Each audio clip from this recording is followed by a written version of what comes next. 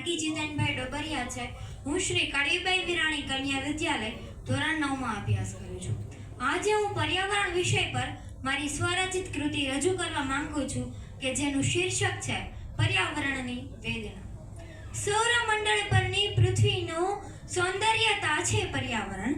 સૌરમંડળ પરની પૃથ્વીનું સૌંદર્યતા છે પર્યાવરણ। પૃથ્વી પરની સૌંદર્યતાનું પ્રતિબિંબ છે પર્યાવરણ। સૌરમંડળ પરની પૃથ્વીનું આભૂષણ છે પર્યાવરણ।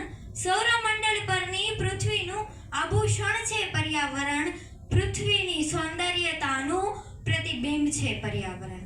પૃથ્વીની સૌંદર્યતાનું પ્રતિબિંબ છે પર્યાવરણ। માનવતાની એકતાનું મૂળ રૂપ છે પર્યાવરણ।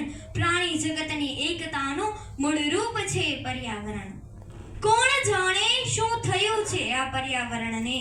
કોણ જાણે શેમાંથી બન્યું છે આ પર્યાવરણ?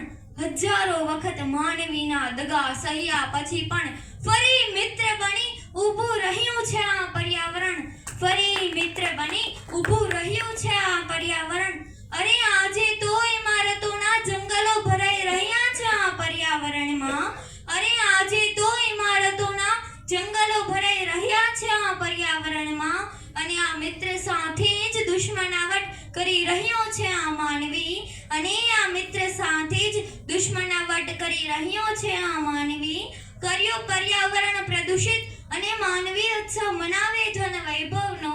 કર્યો પર્યાવરણ પ્રદૂષિત અને માનવી ઉત્સવ મનાવે ધન વૈભવનો। પણ કોણ જાણે શું ખુશી છે આમાં જે પર્યાવરણની સૌંદર્યતામાં નથી? જે પર્યાવરણની સૌંદર્યતામાં નથી। સર્જાણી છે ધગતી ધરાને વાત કરે વિકાસની। સર્જાણી છે ધગતી ધરાને વાત કરે વિકાસની। પણ એ વિકાસ પણ શું કામનો જેમાં બલી ચડે પર્યાવરણની? કે જેમાં બલી ચડે પર્યાવરણની।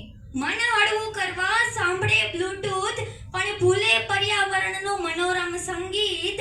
મન હળવું કરવા સાંભળે બ્લૂટૂથ પણ ભૂલે પર્યાવરણનું મનોરમ સંગીત। પણ કોણ સમજાવે આ માનવીને?